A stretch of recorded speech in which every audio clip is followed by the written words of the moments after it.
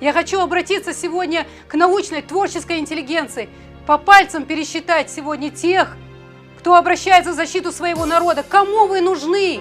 Ваши научные степени, ваши докторские, ваши кандидатские, кому они нужны? Вы писали их на истории вашего народа.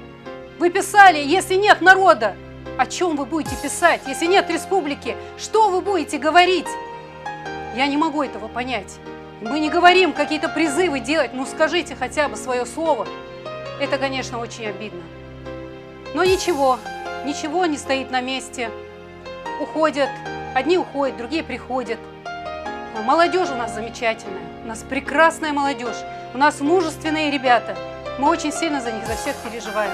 У нас нет ни грамма сомнения, ни грамма, что завтра все это закончится. Ингушетия станет процветающей республикой. И мы можем гордиться своим народом.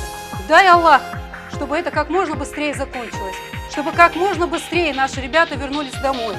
И дай Аллах процветания нашей республике и счастья, мира нашему народу.